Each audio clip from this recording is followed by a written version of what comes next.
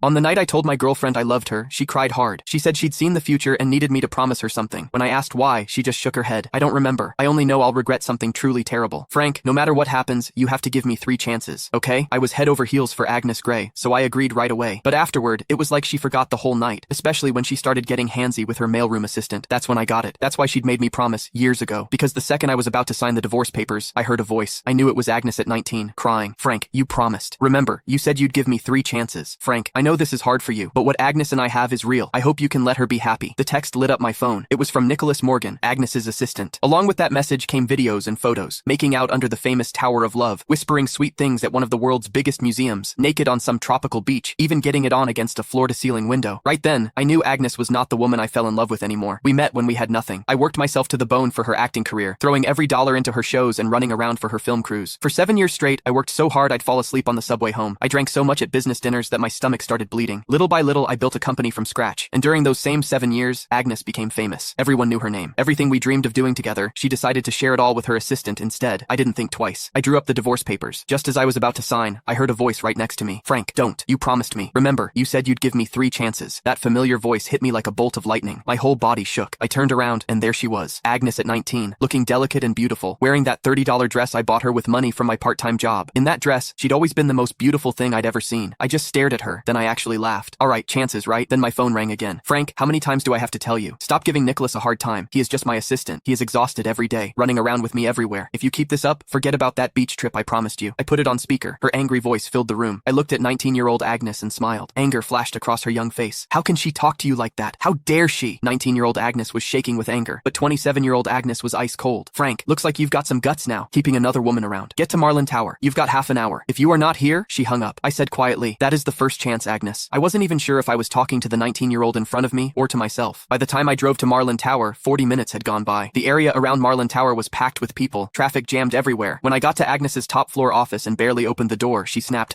Frank, I warned you. You had 30 minutes to get here and now, I cut her off, turned around, and flopped onto the couch like I didn't care. Nicholas was there too. He kept his head down, eyes all red, his right hand holding his left wrist. My attitude seemed to set Agnes off. She slammed her hand on the desk. Frank, what is with that attitude? You still won't admit you were wrong? But before I could say anything, Nicholas jumped in. It is nothing really, just a watch. Don't blame Frank. That just made Agnes angrier. But instead of yelling at him, she held back and softened her voice. How can you say it is nothing? He is so petty. He even tried to steal the birthday gift he gave you. Don't worry, I am not taking his side. Then she turned back to me, her voice sharp as a knife. Frank, I am giving you one last chance. Give Nicholas his watch back. I'd lost count of how many times this had happened. No matter how many times Nicholas set me up, no matter what I said, it never mattered. The woman who used to trust me completely now only doubted me. Couldn't be bothered to argue. I stood up, took off the old watch from my... Click the link in my bio to get the full story for free.